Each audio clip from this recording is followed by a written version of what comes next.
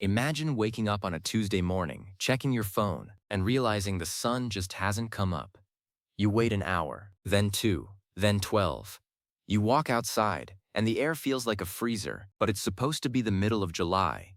You look up, and instead of a blue sky, there's a thick, sickly copper haze that stretches from horizon to horizon. This wasn't a movie set or a bad dream. This was the actual reality for millions of people across the globe in the year 536. If you think a rough week at work or a bad breakup is a disaster, you haven't seen anything yet. History is littered with moments where the entire human species seemed to be standing on the very edge of a cliff, staring down into a void that threatened to swallow everything we had ever built. Today, we are taking a deep dive into the absolute lowest points in the human story. These are the years where the word difficult doesn't even begin to cover it. We are exploring the eras of total darkness, invisible predators, and the moments when the Earth itself seemed to turn against us. To understand the year 536, you have to understand the sheer confusion of the people living through it. In a world without satellites or instant communication, people thought the sky was broken. A massive volcanic eruption, likely in Iceland, sent a colossal veil of ash into the atmosphere that blanketed the northern hemisphere for 18 months. Imagine a year and a half of constant twilight. The sun gave off no more warmth than the moon. This triggered a domino effect of misery that lasted for over a decade. In China, snow fell in the middle of summer. In Europe, the crops simply turned to mush in the fields because there was no light to help them grow. Famine became the new normal. But just when people thought it couldn't get any worse, the weakened, hungry populations were hit by a massive pandemic that swept through the Mediterranean. This was a time when the very foundations of the Roman world were crumbling into the mud. Modern historians often call 536 the single worst year to be alive, and looking at the data, it's hard to argue.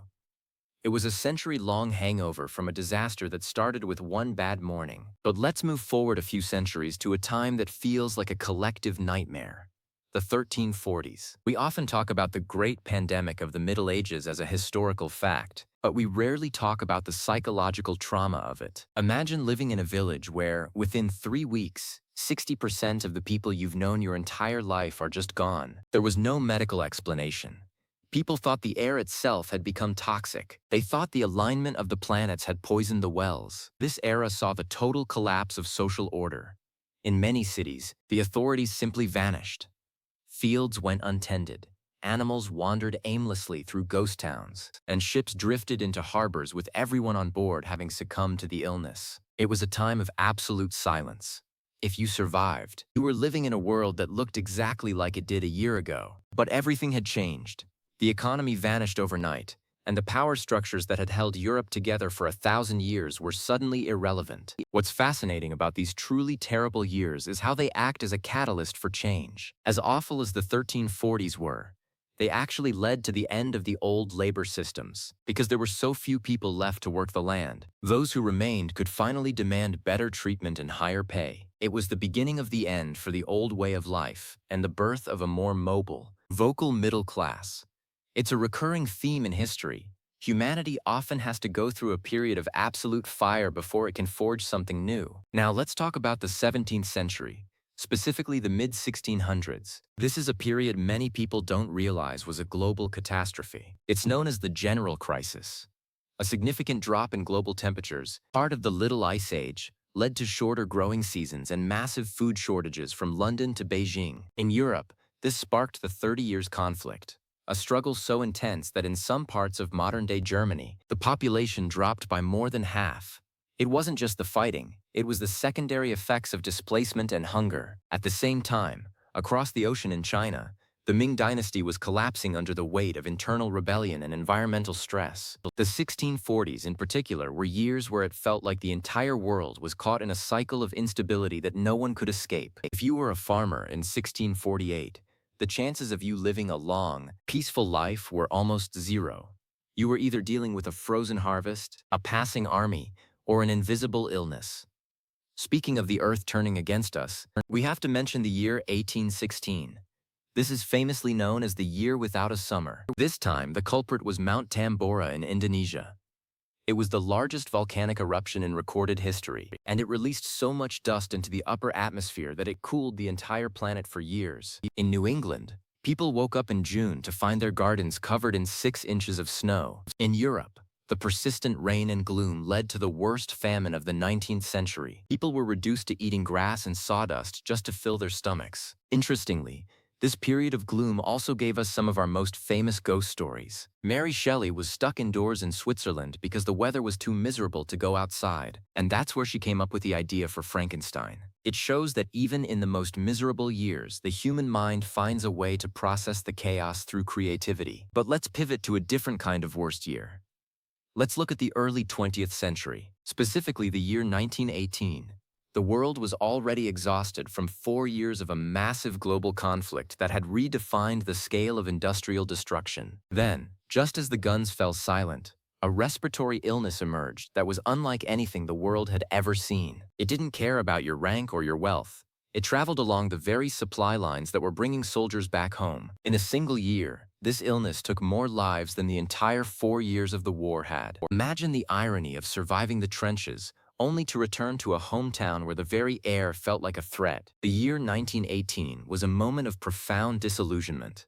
It felt like the progress of the 19th century had been a lie, and the world was entering a new era of uncertainty. When we look back at these moments, we have to ask ourselves, what makes a year the worst? Is it the number of people who vanished, or is it the loss of hope? In the 1520s, for example, the people of the Americas were going through a period of loss that is almost impossible to comprehend today. Within a few decades of the arrival of outsiders, the local populations were reduced by nearly 90%. It wasn't just a political change, it was a biological erasure. Imagine your entire civilization, your history, your stories, and your family all dissolving in the span of one generation. The 1520s were a time of total transformation for the Western Hemisphere, and for the people living there, it was undoubtedly the end of the world as they knew it. Then there is the mid-3rd century. For the Roman Empire, the 250s were a time of near-total collapse. This period, known as the Crisis of the 3rd Century, saw dozens of regional leaders claiming to be the emperor, a total collapse of the currency, and constant pressure on every border. The empire actually physically split into 3 separate pieces.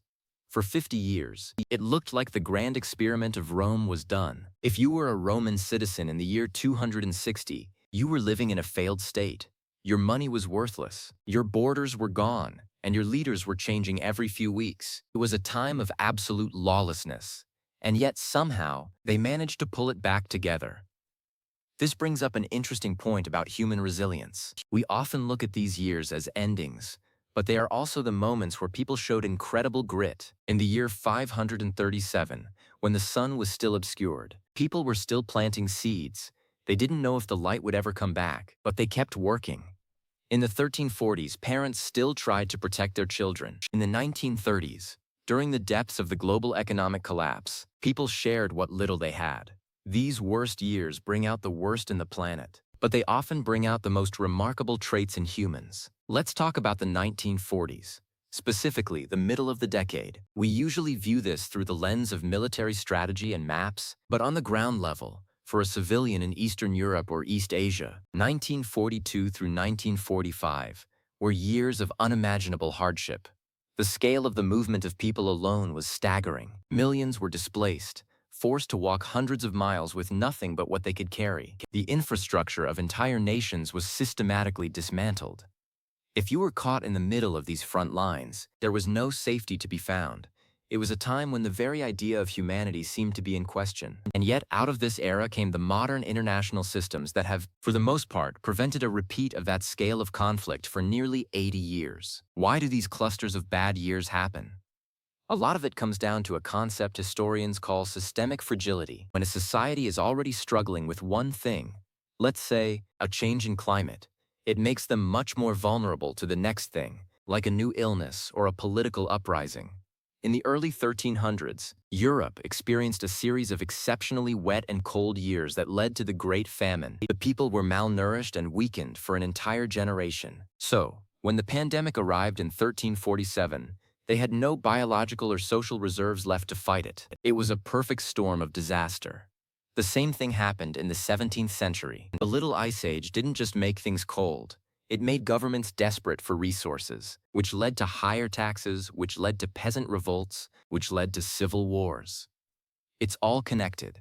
History isn't just a series of events, it's a web of cause and effect where a volcano in one part of the world can lead to a revolution in another. If we look at the year 1200, we see the beginning of the Mongol expansions. While this brought a new level of connection across Eurasia, the initial years were a period of absolute terror for the cities that lay in their path. Entire regional centers that had existed for thousands of years were simply leveled. This caused massive shifts in population and changed the genetic and cultural map of the world forever. For the people of Central Asia and the Middle East in the 1200s, it felt like a supernatural force had been unleashed. But let's bring it back to the individual experience. Imagine you are a person in London in 1665. You have just survived the tail end of a massive civil war. Now a massive outbreak of an old illness is sweeping through the city. You see red crosses painted on doors. You hear the carts going through the streets at night. Then, just as the illness starts to fade, in 1666, the Great Fire breaks out and burns down most of the city. You lose your home, your business, and your sense of security all in the span of 12 months. That is a level of personal disaster that would break most of us today. But that was just life for a Londoner in the mid-17th century. It's easy to feel a sense of gloom when looking at these dates, but there is a silver lining. We are living in the most historically cushioned era of all time. We understand why things happen. We have the data. In the year 536, they didn't know about volcanic ash or atmospheric cooling. They just thought the divine had abandoned them. That lack of understanding adds a layer of terror that we can't even imagine. We have the benefit of hindsight, knowing that the sun did eventually come back out, and the illnesses eventually faded. They didn't have that luxury.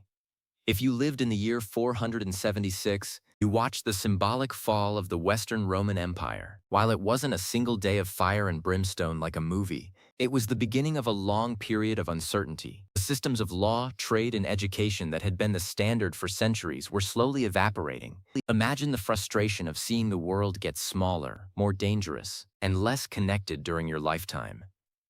You might remember your grandfather talking about when you could travel from London to Rome on paved roads with a single currency, and now you can barely make it to the next village without being bothered by local bandits. The year 1932 is another one that deserves a spot on the list. This was the absolute trough of the Great Depression. In the United States, unemployment hit 25%.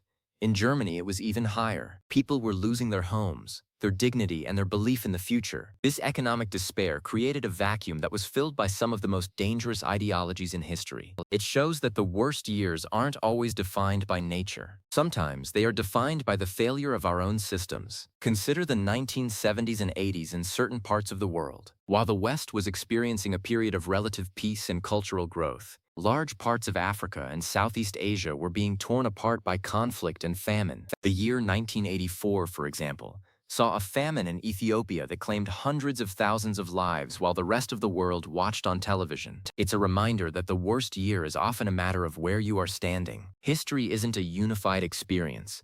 It's a patchwork of different realities happening all at once. One of the most fascinating aspects of researching these eras is seeing how people tried to make sense of them. In the mid-14th century, you saw groups of people traveling from town to town, performing acts of public penance because they thought the pandemic was a punishment for society's flaws. In the 1600s, you saw a surge in the pursuit of alchemy and early science, as people tried to find a way to control a world that felt like it was slipping out of their hands. When the environment becomes unpredictable, people become more desperate for answers, and that desperation can lead to both incredible breakthroughs and dangerous superstitions. Let's talk about the biological scale of these events. When we look at the late 1910s, we see a world that was literally gasping for air. The combination of a world war and a global respiratory illness changed the way we think about public health forever. It led to the creation of national health systems and a global approach to tracking illnesses. We learned that a problem in one corner of the globe is a problem for everyone. This realization was a direct result of the trauma of those years. We didn't just survive, we learned. What about the year 730? In the Byzantine Empire, this was the start of the iconoclasm, a period of decades where religious art was destroyed and the society was split in two by a debate over how to properly show devotion. This might seem minor compared to a volcano, but it led to riots, family divisions, and a loss of cultural heritage that is still felt today. It's a reminder that ideological strife can make a year just as miserable as a failed harvest. Looking back at the year 536 again, recent studies of ice cores from the Swiss Alps have found a strange anomaly. For the decades following that eruption, there was almost no lead in the air. This sounds like a good thing, but it's actually a sign of total economic collapse. Lead was a byproduct of silver smelting. When the lead disappeared from the atmosphere, it meant that the silver mines had stopped. The economy had literally stopped breathing. The air was cleaner, but the people were poorer than they had been in centuries. It's a chilling piece of scientific evidence that backs up the ancient texts. If you were a person alive during the Bronze Age collapse around 1200 BC, you witnessed something even more dramatic. In the span of a few decades, almost every major civilization in the Eastern Mediterranean simply stopped existing. The Hittites, the Mycenaeans, the New Kingdom of Egypt, they all either collapsed entirely or were reduced to a shadow of their former selves. We still don't know exactly why. It was likely a combination of earthquakes, droughts, internal revolts, and mysterious sea peoples who showed up on the shores and burned cities to the ground. Imagine going from a world of literacy, international trade, and grand architecture to a world of subsistence farming and illiterate villages in just a generation. That is the definition of a worst era. The resilience required to survive these times is the same resilience that is in our DNA today. Every person reading or listening to this is the descendant of someone who made it through 536, 1347, and 1918. We come from a long line of survivors who figured out how to find food when the sun didn't shine and how to avoid the hidden predators that took their neighbors. We also have to look at the environmental impact of these years. When the population dropped significantly, as it did in the 14th century or the 16th century in the Americas, the Earth actually starts to reclaim itself. Forests grew back across Europe and the Americas, which actually absorbed so much carbon dioxide that it may have contributed to the global cooling of the Little Ice Age. It's a feedback loop. Nature reacts to us just as we react to it. But what about the worst years that were just plain boring and miserable? Like the early 1800s in much of the industrializing world. While there were no massive volcanoes or pandemics, the living conditions for the new working class were horrific. People worked 16 hours a day in dark factories, lived in tenements with no running water, and had a life expectancy that was lower than it had been in the Middle Ages. For a worker in Manchester in 1840, every year was the worst year. Their struggle eventually led to the labor laws and safety standards we take for granted today. It's interesting to note that our definition of a bad year has changed. In the past, a bad year meant you didn't have enough to eat. Today, we often define a bad year by political instability or economic anxiety. This shows how far we've come. We have largely solved the problem of the sun not coming up and the crops not growing, at least in the short term. We have built buffers. We have global trade to move food from where it is to where it isn't. We have medicine to identify a challenge before it can take out half the population. However, the 530s serve as a reminder that we are still living on a very active and unpredictable planet. A massive volcanic event today would still be a catastrophe, even with our technology. We might be able to explain why the sky is copper-colored, but we would still have to figure out how to feed 8 billion people without a summer. The worst years in history are cautionary tales. They are lessons in humility. They remind us that our civilization is a fragile thing that requires constant maintenance and cooperation. Think about the year 1453. For the people of Constantinople, it was the end of a 1,000-year history. The city had stood as the new Rome for over a millennium, and in one final conflict, it was gone. The shockwaves of this event were felt all the way to Western Europe, as scholars and thinkers fled the city, bringing ancient Greek texts with them. This actually helped spark the Renaissance. Again, we see this strange historical pattern where a disaster for one group of people becomes a turning point for the rest of the world. One door closes, and another one, often one we didn't even know existed, opens up. In the mid-19th century, the 1840s were known as the Hungry Forties. In Ireland, the failure of the potato crop led to a period of loss and emigration that permanently altered the country's history. In the rest of Europe, the lack of food and the demand for more political freedom led to the revolutions of 1848. It was a year where the old monarchies almost lost everything. It was chaotic, violent, and messy, but it laid the groundwork for the modern democratic states we see today. The worst year is often a year of high pressure, and just like a diamond, Humanity seems to need that pressure to reach its next stage. If things were always easy, we would never have invented modern medicine, civil rights, or international cooperation. We would never have looked at the stars and wondered how to leave the planet. We are a species that is at its best when the situation is at its worst. Take the year 1914. It was the end of a long, golden summer for Europe. People thought that a major conflict was impossible because the economies were too intertwined. They were wrong. The next 4 years were a brutal lesson in the reality of modern rivalry. But out of that also came the first real attempts at a global organization to maintain peace. We are constantly trying to learn from our worst mistakes and our worst years. When you look at the 16th century religious struggles, the 17th century climate shifts, or the 20th century global conflicts, the common thread is the search for a better way to live. We are always trying to adjust ourselves to the reality of the world around us. Sometimes we do it gracefully. Most of the time, we do it through a period of intense struggle that historians later point to as a bad year. If we could go back and tell the people of the year 536 that one day we would be able to fly across the ocean in a few hours, or that we would have tiny devices in our pockets that contain all the world's knowledge, they wouldn't believe us. To them, the world was a small, cold, and terrifying place. The fact that we have come so far from those copper sky days is a testament to the thousands of years of human persistence. So, why analyze these scripts and these years? Because it gives us a sense of scale. It reminds us that humanity has a 100% track record of getting through the end of the world. We have faced darkness, silent streets, and the collapse of everything we knew. And we are still here. The worst years were real, and they were horrific for the people who lived them, but they weren't the final chapter. History is a long story, and the bad years are just the plot twists that force the characters to grow. We are the latest characters in that story. When we face our own challenges, we can look back at the people of 536 and say, if they could keep going in a world without a sun, we can keep going too. We can look at the survivors of the 1340s and realize that out of the greatest silence comes the loudest demand for a better life. There is a strange comfort in knowing that the worst has already happened and that we made it through. It doesn't minimize the pain of the past, but it honors it by acknowledging that their struggle was what built the world we stand on today. We are the legacy of the people who survived the worst years to be alive. We carry their fire, their resilience, and their ability to hope even when the sky says otherwise. In the end, history isn't just about the dates things fell apart. It's about the dates things started coming back together. It's the year 538 when the sky cleared. It's the year 1351 when the markets started to reopen. It's the year 1946 when the rebuilding began. Those are the years that define us just as much as the worst ones. We are a species of the morning after. No matter how bad the year, the next one always holds the possibility of a new beginning. As we look across the centuries, from the ash-covered fields of the 6th century to the digital world of today, the story is the same. We are a resilient, stubborn, and ultimately hopeful species.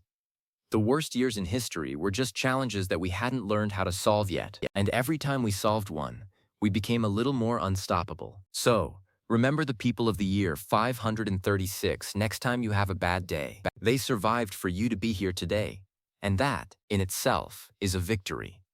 The story doesn't end with a disaster. It ends with a recovery, always. And that is why we study history, not to dwell on the dark times, but to be inspired by the people who walked through them and kept moving toward the light. Every worst year was followed by a year of progress, and that is a cycle that has never been broken.